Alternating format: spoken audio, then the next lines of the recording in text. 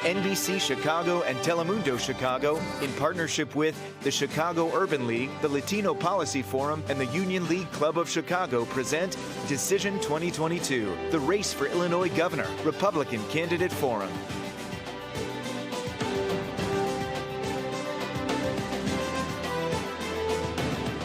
Good evening. I'm NBC5's Allison Rosati. And I'm Annabelle Monge with Telemundo Chicago. We are broadcasting live tonight from the NBC Tower. Thank you for joining us. During the next hour, we will explore the tough issues facing our state of Illinois. Tonight, we hear from 3 of the Republican candidates for governor. Our forum is sponsored by NBC5 and Telemundo Chicago in partnership with the Chicago Urban League, the Latino Policy Forum, and the Union League Club of Chicago. Here are the candidates in order of how they will appear on the ballot. Former State Senator Paul Schimpf is from downstate Waterloo. He is a Marine Corps veteran with a law degree from Southern Illinois University School of Law and a Master of Law from the U.S. Army. Richard Irvin is the current mayor of Aurora, a U.S. Army veteran and a former assistant state's attorney in both Cook and Kane counties. Mayor Irvin received his law degree from the Northern Illinois University College of Law. Max Solomon is a private attorney and ordained Christian minister from Hazel Crest. He earned his law degree and master's in theology from Valparaiso University in Indiana. We did invite Darren Bailey, Gary Rabine, and Jesse Sullivan. They declined our invitation. Our moderator tonight is NBC5 political reporter Marianne Ahern. Marianne, take it away. Thanks to everyone watching on air, online, and in our audience. Our forum is a roundtable conversation. It is not a formal debate. All candidates will not necessarily be asked the same questions. While most of the questions will be coming from me, several will come from the audience. And a brief reminder to our audience, there should be no applause or reaction. It is also, gentlemen, a no filibuster zone, so I will interrupt. But let's begin, gentlemen. In the headlines tonight, there has been a school shooting in Texas, an elementary school. 15 are dead. 14 of them are young students. If you were governor, how do you stop this from happening? Mr. Schimpf? Thank you for the question, Marianne. Thank you to NBC and Telemundo for hosting this event, and thank you all of you that are tuning in and watching us. This is something that happened today that was absolutely horrific. After the tragedy of Sandy Hook, we all hoped that we would never see something like this happen again in our lifetimes. As governor, what you have to do is you have to support law enforcement. You have to try to keep our students safe by helping law enforcement to do their job.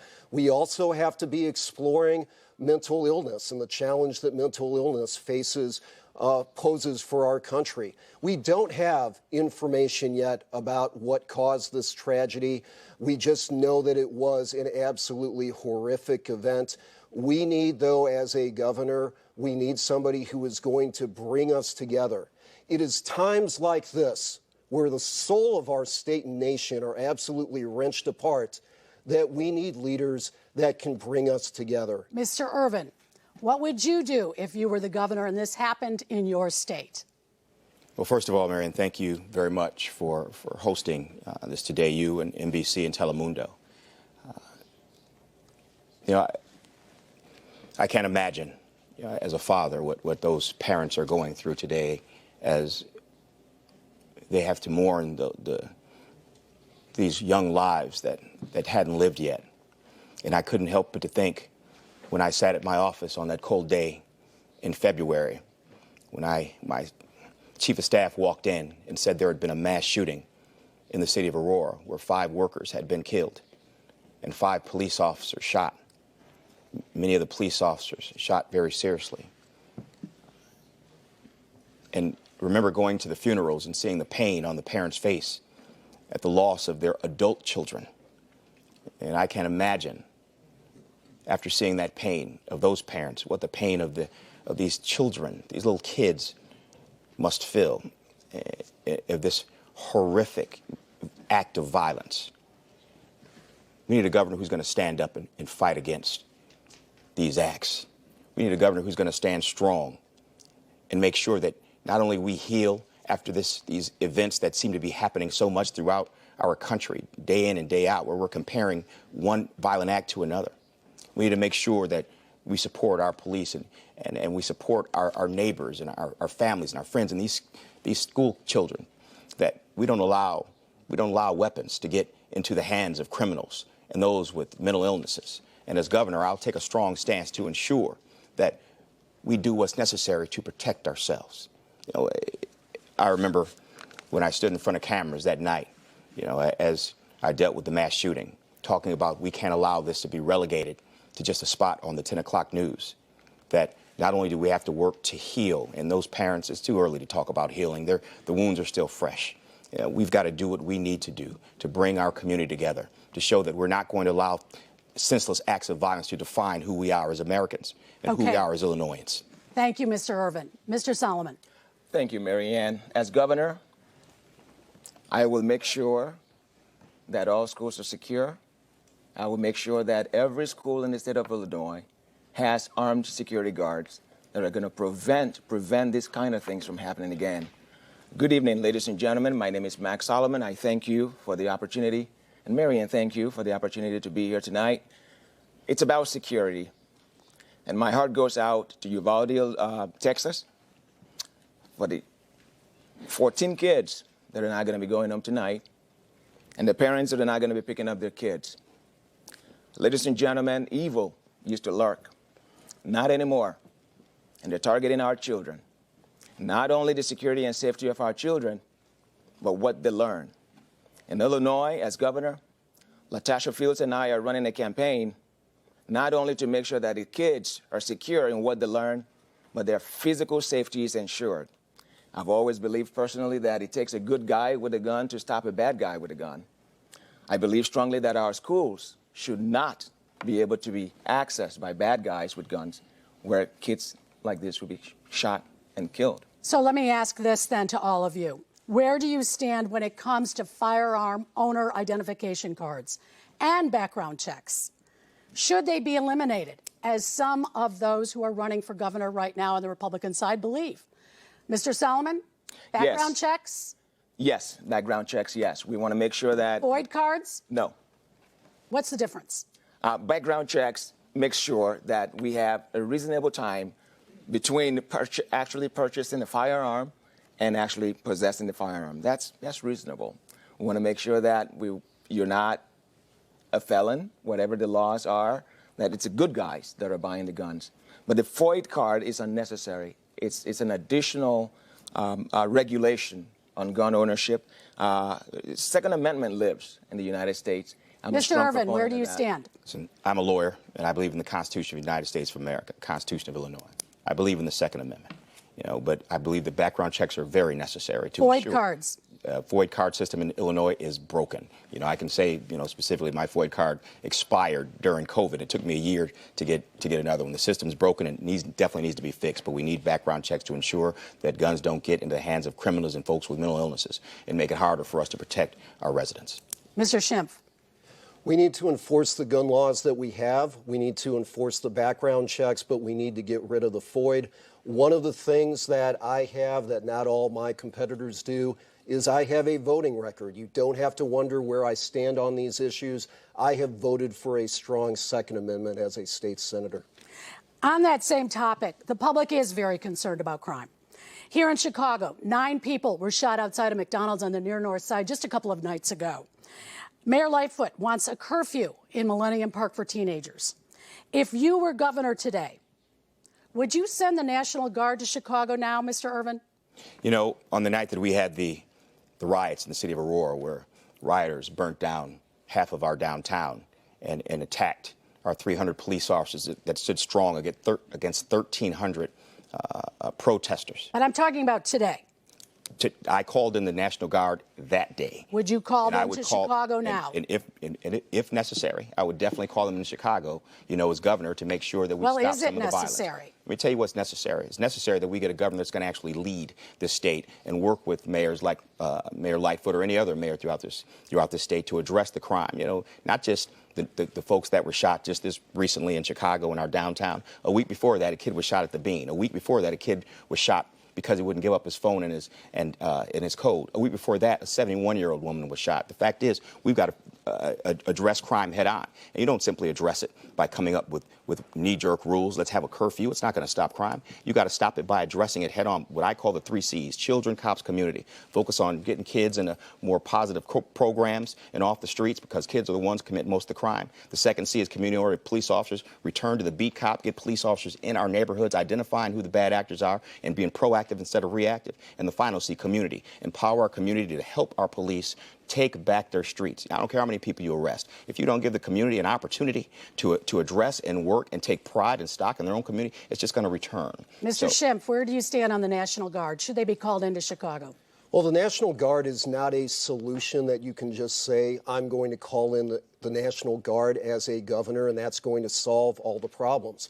What we have to have as a governor that's going to do something about crime in Chicago is we have to have a governor that is going to unequivocally support our law enforcement. We don't solve the crime problem without strong police, law enforcement that know that they have a governor that has their back. I am going to be a presence on the streets of Chicago. I am not going to be cuffing and stuffing anybody. That is not my job as governor. But our Chicago police need to know that they have a governor that supports them. And one of the things that I will do differently than J.B. Pritzker has done is I will hold myself accountable. To me, it is unconscionable that J.B. Pritzker is running for re-election while crime is spiraling out of control. And if I can't solve that problem, I will not be running for re-election. Mr. Salmon, on the National Guard in Chicago, should they be called? Yes, they should be called. Now, yesterday.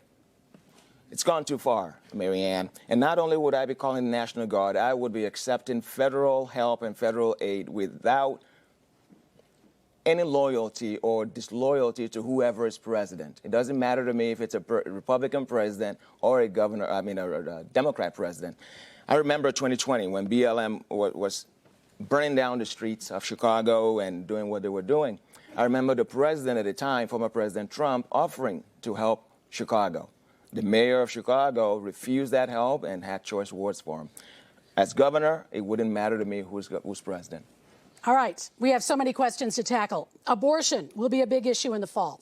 In light of the leaked draft from the Supreme Court that Roe versus Wade may be overturned, if you were governor, would you push for any changes to state law to restrict abortions? Mr. Schimpf. Well, Marianne, the governor of Illinois does not appoint judges. The governor of Illinois does not issue legal decisions. The governor of Illinois cannot file legislation. I am running on what's called a New Start for Illinois policy agenda. It is built around parents' rights, support for law enforcement, and restoring trust in government, issues that unite us. I am running on issues that unite us. Right now in Illinois, we have the most extreme abortion laws in the state. A preborn child can be aborted up to the moment of live birth for any reason and have it paid for at taxpayer expense.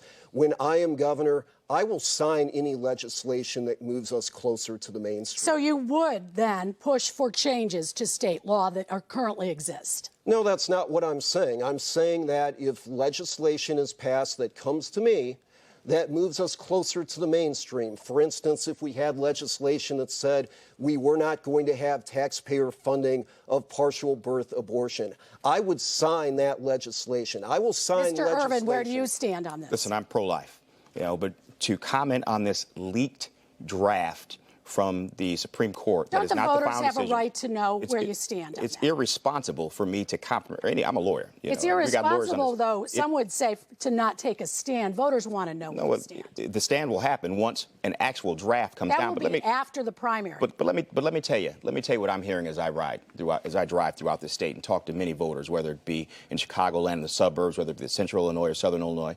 They are upset about how J.B. Pritzker is being so extreme. Let me give you an example. We're talking about abortion. We are talking about abortion. Can you tell us if you would push for any changes to state law? Absolutely. And as I said, which changes? Well, let me finish. So what I said was that I'm hearing that he's extreme. He's extreme in the fact that he just signed into law the ability to allow a teenager to walk into an abortion clinic and get an abortion without their parent being notified. A kid can't get an aspirin in high school without their parent being notified, in many cases given consent. Yet J.B. Pritzker thought it was acceptable to sign into law legislation that allowed a teenager, 13, 14, 15, to walk into an abortion clinic and get an abortion without their parent being notified. That's abhorrent. And parental notification needs to be reinstated immediately. Mr. Solomon, where are you on this? Yes, Marianne, I am unapologetically, uncompromisingly pro-life. I actually believe that life begins before we were formed. Yes, if Roe v. Wade is overturned, I pray it's overturned, as a matter of fact, I would push and I would govern from a perspective of making abortion illegal in the state of Illinois. All right, individual questions right now. Mr. Schimpf, first. You ran statewide for Attorney General in 2014. You lost by more than 20 points. So what makes you think you will be successful this time? Well, when I ran for Illinois Attorney General, Marianne, I was coming in completely from the outside. I got out of the Marine Corps in 2013, moved my family back to Illinois. Some people question my sanity for coming back to Illinois, but Illinois is home. But I ran without being recruited by the Republican Party. I did not receive a dime of assistance from the Illinois Republican Party, and we only raised and spent $171,000. But even with that limited amount of resources, we still flipped an incredible amount of counties that had previously voted for Lisa Madigan. This time, I am known, we've raised much more money than we had in that Attorney General race. And people in Illinois right now are ready for somebody that is not beholden to the insiders, somebody that does not have a billionaire benefactor, somebody that actually understands what it's like to live paycheck to paycheck. The people of Illinois are ready for a change, and we're going to give it to them when I'm their next governor. Mr. Ervin, a year ago, you arrived at the scene of an arrest of a girlfriend who was accused of hitting a security guard at a marijuana store in Aurora. A police officer heard you say the charges against her, quote, would be taken care of. You have been running a campaign theme, and we've seen the commercials, tough on law and order, and you work with the police. Is that only in the case of others and not your friends? No, listen, we were transparent about that. Matter of fact, we're the ones that provided the information to the media to show that I had absolutely nothing to do with it. But let me tell you who recognizes that, I'm strong with law enforcement. The Illinois FOP Labor Council, who endorsed me, they know I'm strong with law enforcement. The Chicago FOP, Chicago Police Department, has endorsed me. They know I'm strong with law enforcement and a law-abiding and a person that's going to return law and order to the state of Illinois. Also, the governor's own police force, the state troopers, have endorsed me, as well as my local police department, Aurora Police, that know me best, have endorsed me, as well as 20 sheriffs throughout the state of Illinois, North, Central, and Southern, have endorsed me because they know that I'm a law and order person, that I have our police's back, and I'll make sure that we show respect What about back that to our police the charges would be taken care of? Listen, as I said, that's not my story to tell. I had nothing to do with that, and we provided the information, was very transparent about it. We're going to switch to our question to the audience. Annabelle Monhay from Telemundo Chicago is with one of our partners. Thank you, Marianne. We welcome this afternoon Karen Freeman Wilson with the Urban League. What is your question tonight? My question is that in 2019, McKinsey & Company issued a report that talked about the cost of the racial wealth gap, not only to Black and Latino families, but also to the economy at large. What will our candidates do to reduce the racial wealth gap in the state of Illinois? Thank you, and we will direct this question first to Mr. Schimpf. Thank you so much for that question. Really, what we have to do is we have to have policies that are going to support everybody in Illinois. And one of the things that I believe in Illinois is that we have to have a very different course. Really, what has been happening in Illinois, you have different candidates that cycle through. However, as long as the special interest groups, the mega donors, and the political operatives remain the same, nothing is going to change. When you have a candidate that is going to emphasize that we need a new direction, that we need to make Illinois more competitive, that is going to increase wealth for everybody. We also need a candidate that is from the middle class and understands the challenges that the lower and middle classes face, how to pay for kids' education, how to live paycheck to paycheck. Carolyn Schofield, my lieutenant governor running mate, and I are the team that understands that we need a new start in Illinois. Mr. Schimpf, thank you. Mr. Solomon, what about that racial wealth gap? I believe strongly, Mary Ann, thanks for that question. I believe that the best way to build wealth, the best way is to empower the individual, small businesses, give people back the power to pursue their livelihoods. It'll be irresponsible of government to regulate businesses, professions, industries, manufacturers to the point where it becomes a burden to succeed. What I would do as governor is deregulate, give power back to the individual, and make sure that we make sure that we help every ethnicity, regardless of race or where they're from or ethnic background or social background, to equal access. Mr. Irvin, do you have a plan when it comes Yes, to you know, this?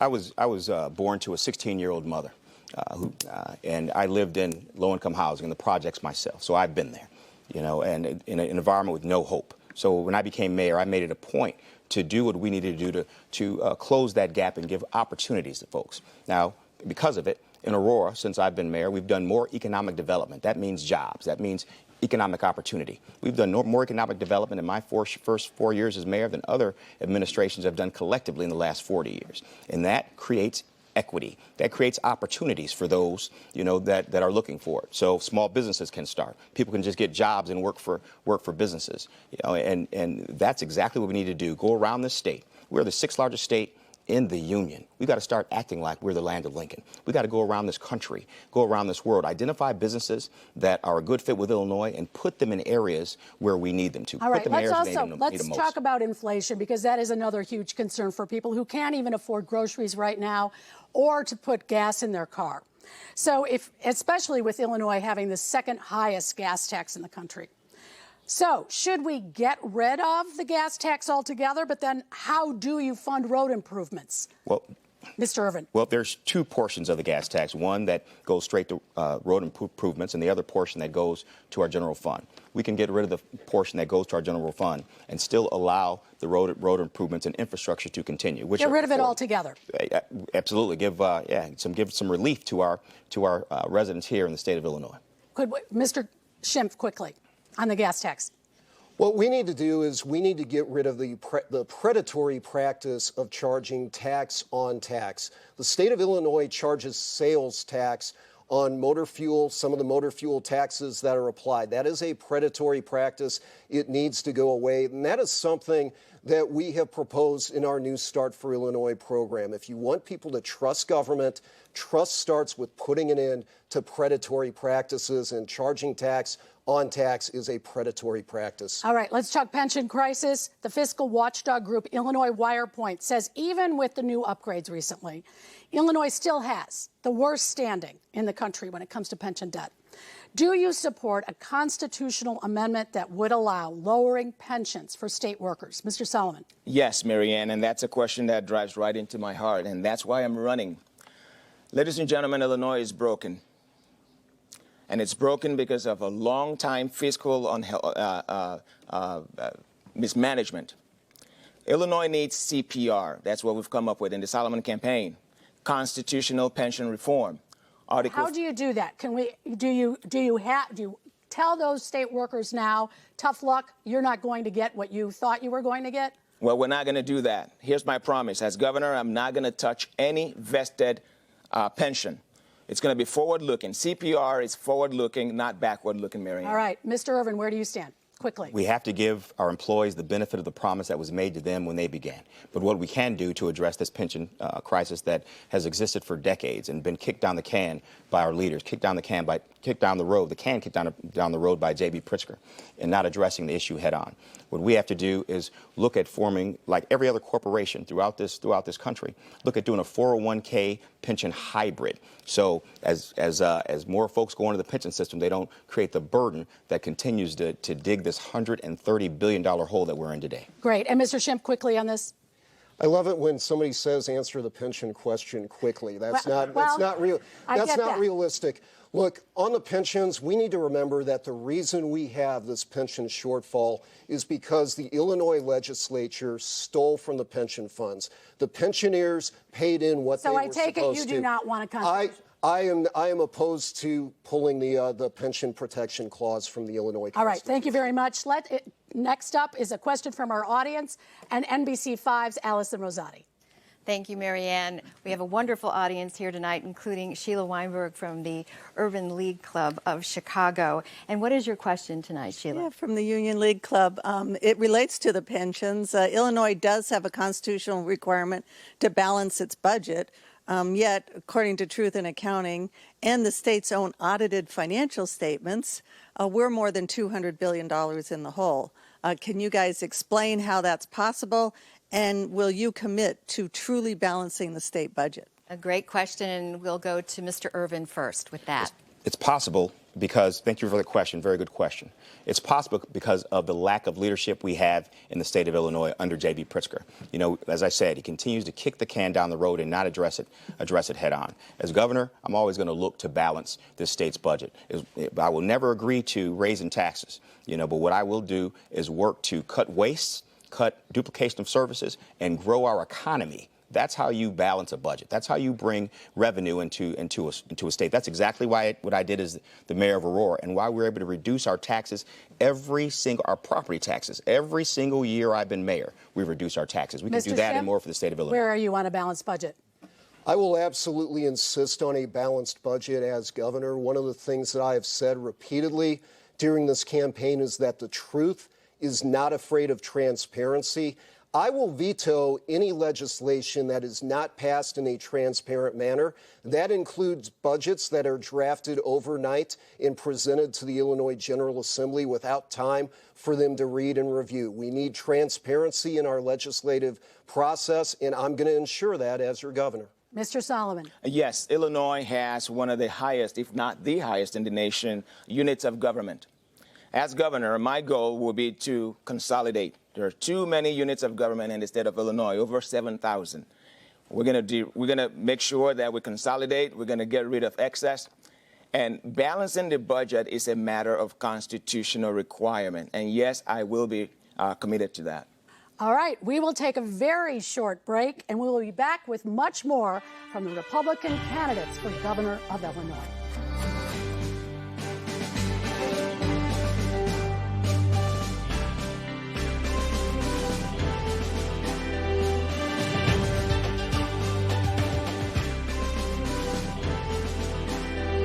We have launched Vota Ya, a nonpartisan voter turnout campaign. On June 28th, vote. Your voice counts. Please visit votayaillinois.com for more information. The Chicago Urban League works to advance educational, economic, and social progress for African American communities and to make a better Chicago for everyone. Learn more at chiul.org.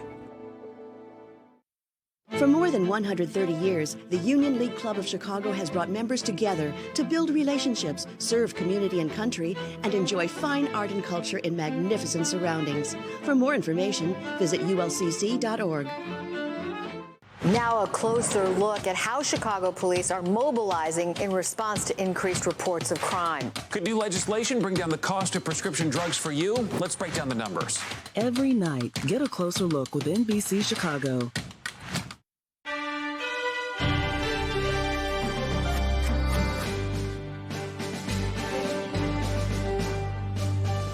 Welcome back to our forum with the Republican candidates for governor. We have several quick questions that require only a yes or a no. Let's see if we can honor this. Do you believe Joe Biden won the presidency, Mr. Schimpf? Yes. Mr. Irvin? Joe Biden's the president. The question is, do you believe Joe Biden won the presidency? Yes. Mr. Solomon? No. Was January 6th an insurrection, Mr. Irvin? I believe January 6th. Yes or no? I don't know if it's a yes or no question. As a lawyer, I think that folks have the opportunity to do peaceful protests, but when anyone breaks the law, they should be prosecuted for. So those individuals that broke the law should be prosecuted, and those that were engaged in peaceful protests. I think you're trying to have it both ways. Right. It's not a yes or no to you? It's not a yes or no. Mr. Solomon? What's the question again? Was January 6th an insurrection? No. Mr. Schimpf? No. Do you believe, let me try this one. Do you support Black Lives Matter? Mr. Solomon? No. Mr. Schimpf? No. Mr. Irvin?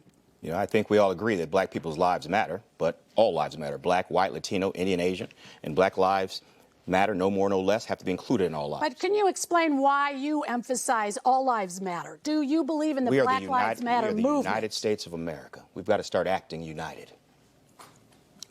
So you don't believe in the Black Lives Matter movement? I believe that black people's lives matter, just like all lives matter. In fairness, when you talk about Black Lives Matter, you know, are you talking about the entire institutional movement, what that organization has stood for? The question is, do you support Black Lives Matter? I believe that just like when people say that rainforests matter, it's true, okay? But I do not agree with the methods and the goals of that organization. All right, next up, after living through the pandemic, what now? What would you do if there is an increase in COVID cases as governor? Would you reinstate a mask mandate, Mr. Solomon? No. Mr. Schimpf? No. And Mr. Irvin? No. Well, you did have one in Aurora, however. The state had a mask mandate. We did not have a mask mandate. The state did. J.B. Pritzker had a mask mandate. Well, you had one in Aurora as well. And we did not. No, we did. There was a time when you encouraged businesses and that there would be fines if they didn't follow. No, that was J.B. Pritzker's mandate. In matter of fact, he put it on Aurora to have a vaccine. You warned businesses if customers were not wearing them, there would be fines. As I said, you know, when J.B. Pritzker, you know, tried to force municipalities like Chicago to have a vaccine mandate, many did, just like Chicago, and fired a number of firemen, fired police officers. You know, in my case, I did not have a vaccine mandate. And matter of fact, no one was ever fired or ever disciplined for ensuring that we just kept ourselves healthy. All right. If COVID cases are high, can you envision as governor an executive order to hold school remotely? Mr. Solomon? No. Never? Never. Mr. Schimpf? This is one of the things that I disagree with J.B. Pritzker the most on. School boards need to be controlling education. No, I would not be issuing that. And what about you, Mr. Irvin? We need to give our parents their voice back, their rights back, and give local control back to make decisions that involve our children. All right. Next up, a question from the Latino Policy Forum and Telemundo Chicago's Annabelle Monge. And we welcome Silvio Puente. What is your question? According to the 2020 census, the Latino population grew by 15% in Illinois over the past decade. We also know that Latinos have been disproportionately impacted by the pandemic. What would you do to ensure that Latinos are not left behind in the recovery? And we will start with Mr. Irvin. You know, as mayor of Aurora, you know, I have a large Latino population. Matter of fact, 42% of the population in Aurora is Latino, and I work very closely with that part of our community, you know, and very strong, proud individuals. What I will do is, you know, as mayor, what I've done as mayor, what I'll do as in the state of Illinois is provide opportunity. You know, what everybody wants to do is they want to work, they want to be able to raise their family, they want to be able to live the American dream. You know, and that's what I'll do, ensure that happens, just like I do in the city of Aurora, which is why I've got so much support from many of my Latino constituents, because we've worked well together. Mr. Solomon. Yes, the first thing to do would be to open a line of communication with the Latino community. Empower them. What are their values? What are their beliefs, especially in the face of a pandemic? And that's what I would do. I would empower each community, not only the Latino, African American, immigrants, Americans, doesn't matter. Empowerment is key, and giving the power back to you to make your own decision for your own health. Mr. Schimpf. Thank you for the question. I will do the same thing for the Latino community that I will do for every single community in Illinois and every citizen of Illinois. I will listen, I will learn about the specific challenges, and then I will lead in a manner that brings us together and opens opportunity up for all the people of Illinois. What about Illinois' status as a so-called sanctuary state? Would you keep existing laws that are in place that provide some protections for undocumented immigrants in Illinois. Where do you stand on that, Mr. Schimpf? I will undo the Pritzker administration policies that prohibited, for instance, the Department of Corrections from turning convicted felons over to the Immigration and Customs Enforcement. We need to recognize that Immigration and Customs Enforcement is not the enemy in Illinois. Illinois needs to be a state that can be a beacon of hope for everybody in the world, but you need to obey the laws and you need to follow the laws in Illinois. What about you, Mr. Irvin? Listen, immigration is an issue that definitely needs to be dealt with by the federal government because the federal government has jurisdiction over it.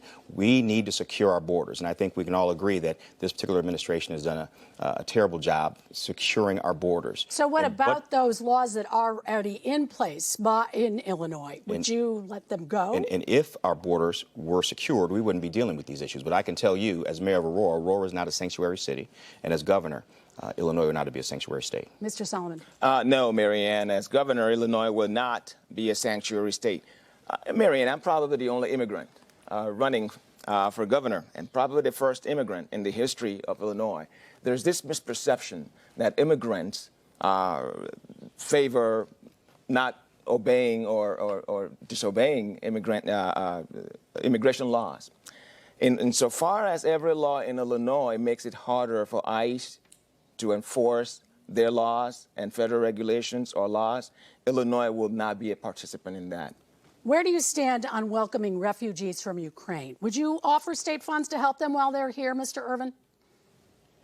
You know, there's right now with the war going on in Ukraine, there are folks that need support and need our help. I do believe as we are participating and providing weaponry for them to win that war against Russia, you know, I think that it's important that we consider helping folks as well. Now, you know, I don't know how much money we should continue to spend on refugees in other countries other than providing weapons to fight their own war.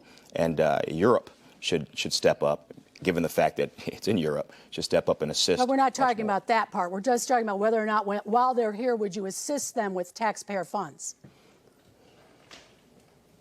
No. It seems as if you just discovered that right now, No. yes? No. And Mr. Schimpf. The United States is the beacon of freedom for the world. Illinois is the greatest state in our great country. I would support any refugees that were coming here legally from Ukraine. That is who we are as a people. We will provide the shelter that it talks about on our Statue of Liberty. And Mr. Solomon, would you?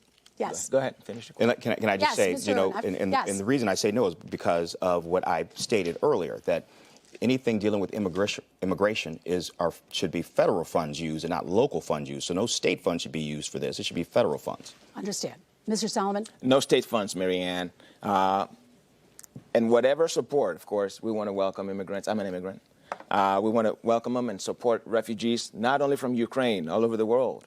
However, it has to be a federally funded mandate and federally funded process, not on the back of Illinois taxpayers. All right. And a question to you specifically, Mr. Solomon.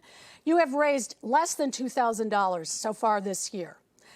You are in debt for your campaign nearly $60,000. Mr. Pritzker has raised given himself self-funded $132 million. How would you get your message out should you be the GOP winner? Well, it goes to show how committed I am in getting my message out, how much I believe that everyone, regardless of how rich or poor you are, if you have a voice and you have a way that you can solve or a participation or contribution to the problem, money should not be a barrier. Marianne, I moved into the United States with $40, and I lost that $40 at the airport. I came in with only hope and $40, and standing where I am today, no matter how much I owe, it's a privilege, it's an honor. I'm thankful to be where I am. This is not a contest about money. I wouldn't be here if that was the case. Everybody's a millionaire. I'm not. But thank you very much. Mr. Schimpf, one of your campaign themes is that Illinois is losing population and the state needs new leadership. But an updated census survey shows Illinois was undercounted by 2%. And there is some debate about those numbers. But are we still in as much trouble as you have warned? Well, Marianne, have you read the post-enumeration survey from the Census Department? It's pretty. It's pretty lengthy. It's actually. I've read some of it. It's a hot mess. Honestly, that report is a hot mess. It's very tough to understand. But if you do read it, and I have read it, that projection goes to data accuracy, not to the actual population in Illinois. There has been no revision to our population number, and it is misleading for J.B. Pritzker and others to claim that Illinois' population has gone up. I mean, frankly, J.B. Pritzker has shown that he's not a data person. He didn't understand the positivity rate metric that he was using to shut down our state. Once again, he's getting it wrong on this data. I don't know whether it's from mental laziness, confusion, or mendacity, but he's misleading the people of Illinois, and a leader cannot do that. Thank you. And Mr. Irvin, your campaign has pretty much ignored your work as a criminal defense attorney. How can you be both tough on crime and represent clients accused of kidnapping, domestic violence, and sexual assault? Listen, being tough on crime is not mutually exclusive from recognizing the importance of our Constitution of the United States of America. Our Constitution of the United States of America is our bedrock and foundation of our democracy, which says that everyone deserves, the right to be represented. But my time as a prosecutor, is what is relevant to what we need to use. My experience as both a prosecutor and as a mayor that supports our men and women who wear that badge is what we need to use, in my experience, to deal with the crime that we have spinning out of control under J.B. Pritzker. Are you in the not state of proud Illinois. of your time as a defense attorney? I'm proud of my time representing the Constitution of the state of Illinois and the Constitution of the United States of America. And all my time as a lawyer gives me a unique perspective on what we need to do to address crime in this state. As we see the crime is spinning out of control, every day you hear that kids are dying. J.B. Pritzker does nothing. Police officers, 9 of them this year since he signed that terrible bill, have been killed. J.B. Pritzker does nothing. Mr. He lets Irvin, people out of prison early. Killers. We're going off on a little bit of that filibuster we talked about at the beginning. All right, let's move on to education. Who should control the curriculum? The Illinois State Board of Education or the local school board? Mr. Solomon. The parents.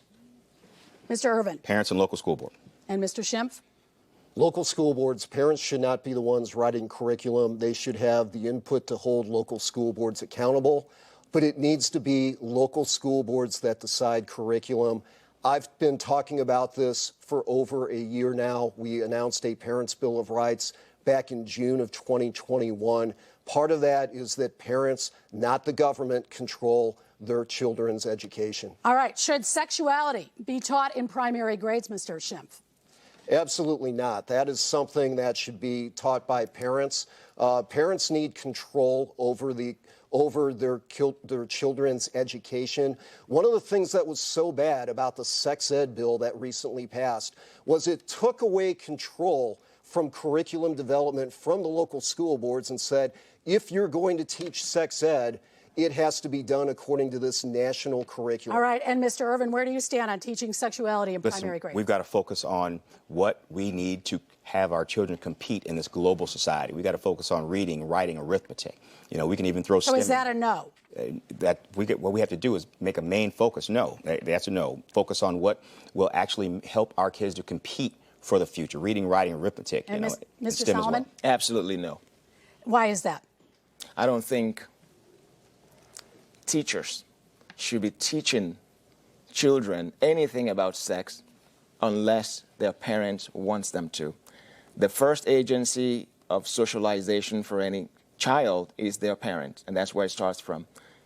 Can I ask you all, should transgender girl athletes be banned from participating in women's sports? Mr. Irvin? Each sport agency has to determine, what's best for the competition and fairness in their particular agency. So again, the question is, should transgender girl athletes be barred? It's about fairness. It's about making sure that these competitions are fair for everyone involved. So each organization, whether it be basketball, whether it be football, whether it be swimming, has to determine what is fair and who should compete. But you don't want to have a say in what is fair. It should be totally local, and the governor should not have a say. This shouldn't be something we legislate from the governor's office. This should be something we determine that parents and the local school districts are allowed to make for themselves. Mr. Schimpf. Part of my Parents' Bill of Rights proposal was that women have a right to compete against biological women. Now, the question that you're asking, Marianne, is pretty broad-based. Am I going to want to keep children from being able to participate in sports? Absolutely not. But at the highest levels, women should have the right to compete against biological women. Mr. Solomon. No. Why? Boys are boys, girls are girls. Your sex is assigned when you were born. I believe that strongly. I subscribe to that strongly. And I don't believe that boys who changed their sex to being girls should compete or even use girls' bathroom. And I don't think that girls who changed their gender to being a boy should compete in sports for women, and not even the bathroom. All right, let's talk about education spending. In Illinois, we spend about $16,000 a student. Florida spends about $10,000 a student, according to most experts, and has very similar academic results. Should we cut education spending, Mr. Solomon? No. We're not spending too much. We could do better. Consolidation. There are too many school boards in the state of Illinois. I think it's over 800 school boards. We can consolidate. My plan is to consolidate units of government. I don't think it makes any sense to live in one zip code and have up to 4 or 5 different school boards in that one zip code. We need to empower the parents. Again, homeschooling should be encouraged, and I believe strongly that the dollar or the money should follow the student. What about education spending, Mr. Irvin? You know, it's about using money effectively. You know, using money appropriately to give the kids the education they need, and putting the children first and not all the other outside agencies that are involved in education. We've got to make sure that we get someone in the Illinois State Board of Education that actually supports our school districts, unlike what is there now. I got a call from one of my superintendents. I have 6 superintendents, 6 different school districts in the city of Aurora, that called me and said that Illinois State Board of Education is failing us, not providing the tools that we need to educate our kids. So the first thing is to make sure we have leadership under the governor's office that cares about our kids and looks out for our interests and gives the parents their voice back. Mr. Schimpf, where do you stand on education spending?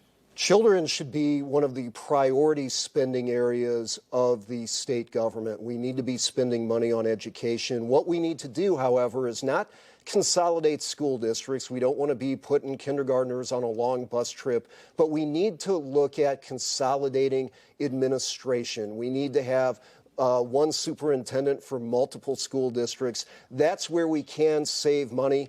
But education spending is a priority. That's one of the things that we need to do with our government dollars. Okay, what about the Chicago Bears? As governor, would you approve spending taxpayer dollars to keep the Chicago Bears at Soldier Field, Mr. Solomon? No. Mr. Irvin? No. Mr. Schimpf? No. What about the Bears moving to Arlington Heights? Should state funds be used then? Mr. Schimpf? No, having seen the way the city of St. Louis was jerked around by the National Football League, I am not in favor of using taxpayer dollars on professional sports teams. Mr. Irvin? No. Same no. And Mr. Solomon? No. All right, but today, Samsung has decided rather than come to Illinois, they're going to go to Kokomo, Indiana. What kind of incentives would you propose to entice those new businesses, and why is that different than the Bears? Mr. Irvin? The fact is, we need jobs, we need opportunities, we need economic development areas where we're struggling here in the state, in southern parts of Illinois that need jobs and opportunities in the central portion of Illinois. The simple fact is that, what we did in the city of Aurora is we gave incentives because these businesses that come in create increment. They create the value when they come. There's already value here because Chicago Bears are already here.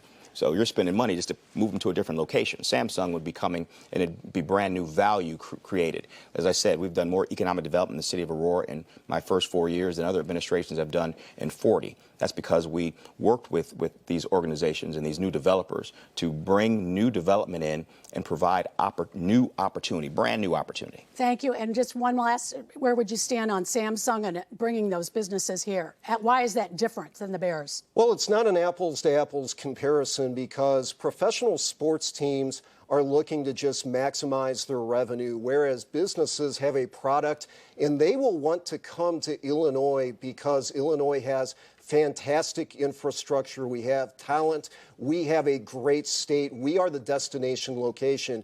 But the thing that's going to make them come to Illinois, change does not happen unless J.B. Pritzker departs as governor. There is no change without J.B. Pritzker being voted out of office. And Mr. Solomon? The first question I would like to ask is why Samsung chose Indiana over Illinois. If I'm to guess, I would say on friendly business climate and high taxes. And that's what we have to focus on, and regulation. And that's what we have to focus on in the state of Illinois to attract these businesses. As far as as far as how that differs from Bears, I don't see a difference because they're both individually owned or corporations. The Bears, the last I checked, they sell merchandise. They're a business just like any other, and they have the choice and the business decisions to make on their own without the state's involvement. All right, you knew we couldn't escape tonight without asking this. Let's talk about who you supported politically.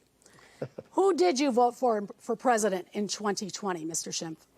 Thank you for asking that question, Marianne. And for those of you watching at home, if a candidate is not willing to tell you who they voted for in a presidential election. Who did you vote for? I voted for, in the last presidential election, I voted for President Trump. The election before that, I voted for President Trump. Before that, I voted for Mitt Romney. Before that, I voted for John McCain. Mr. Irvin. I'm a Republican. In general elections, I vote for Republicans. But that's exactly what J.B. Pritzker wants to be talking about. But who did you vote for? That's exactly what J.B. Pritzker wants to be talking about. I don't think so. I think absolutely. the voters want to know, especially Republican As voters. I travel around the state, let me tell you what the voters talk to me about. The fact that under J.B. Pritzker, crime is out of control. So if Tax you and voted wasteful for spending Republicans, is out of control. why did you vote for Trump? As I said, as I drive around the state, I guess you didn't. As I drive around the state, people tell me what's important, and what's important is that taxes are out of control under J.B. Pritzker. Corruption is out of control. Mr. Solomon. Marianne, I proudly voted for President Trump in 2020. Have you asked or would you like to receive former President Trump's endorsement, Mr. Solomon? No, I don't think he'll give it to me. I'm just a poor boy from the state of Illinois. No, I don't believe in endorsements from political figures. I believe in the endorsement of the people of the state of Illinois. And Mr. Irvin, where do you stand on that? Would you like his endorsement? I'm running for governor of the state of Illinois. I'm looking for the endorsement of the voters of the state of Illinois. Mr. Schimpf, would you like President Trump's endorsement? I have not had any contact with the Trump campaign. What I think voters are looking for is simply candidates that are going to answer questions. And this is not a tough question. I voted for President Trump. I wish he had done some things differently, but I do not regret that vote. He was a better choice than Joe Biden was.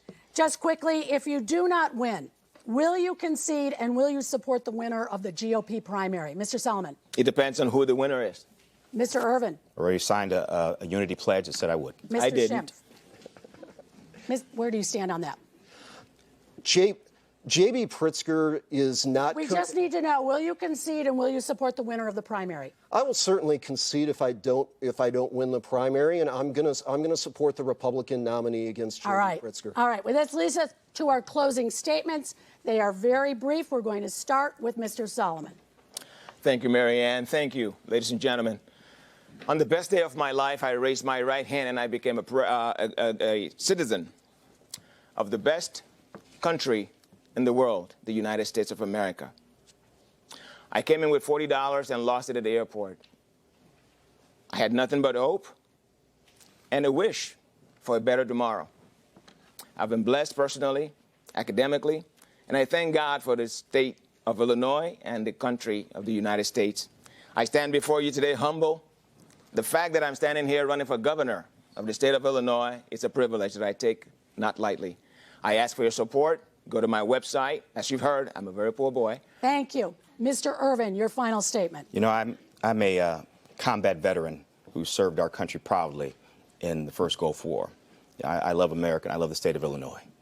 I'm a former prosecutor who personally put violent criminals behind bars and worked directly with the police to keep our communities safe here in Illinois. And I'm the mayor of the second largest city of the state of Illinois with a proven track record, of reducing crime by supporting our men and women who wear the badge, by reducing taxes, by expanding our tax base and attracting businesses into the city, and giving money back to the taxpayers, by attracting new jobs and new people and residents and getting things done. We need a governor who's going to do that exact same thing for the state of Illinois, and that's exactly what I'll do. Mr. Irvin, thank you. And Mr. Schimpf. Even if you haven't heard me before tonight, you've actually been trusting me for over 30 years.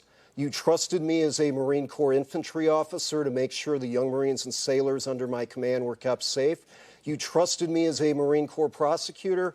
You trusted me to represent the United States in the trial of Saddam Hussein, advising and mentoring the Iraqi prosecutors. I'm asking you to trust me one more time. When Carolyn Schofield and I talk about a new start for Illinois, that's not just the name of our economic agenda. A new start for Illinois means a governor and a lieutenant governor who are not beholden to the billionaires, the political operatives, or the special interest groups. If you want a governor who is going to tell you the truth, work hard, keep his promises, and lead in a way that brings our state together, give me your trust and your vote. Thank you. All right, thank you. That concludes the NBC5 Telemundo Chicago Forum. I'd like to thank all of you for being here. Thank you, Marianne. And taking our questions. And Absolutely. It's finally time for the audience to say thank you for being here. The primary is June 28th. Get out and vote. Allison and Annabelle, back to you. Thank you so much, Marianne. And thank you for joining us today in our forum with the Republican candidates for Illinois governor. And thank you to our partners, obviously, the Chicago Urban League, the Latino Policy Forum, and the Union League Club of Chicago. Yes, my apologies to the Union League Club of Chicago. You can also hear the candidates' reaction as well as our audience reaction to this debate, this forum tonight. And we will also have analysis. Join us for our forum post show with Marion Brooks, and that's going to be on NBCChicago.com, the NBC Chicago app, or you can tune in to Peacock. Marion's ready. Yes, so she is. Stay tuned for that. Our Spanish-speaking audience can also find complete coverage at TelemundoChicago.com. For Telemundo Chicago, I'm Annabelle Monge. I'm Allison Rosati. For all of us at NBC5 and Telemundo, we wish you a wonderful night. We are praying for the people of Texas. Good night, everyone. Gracias.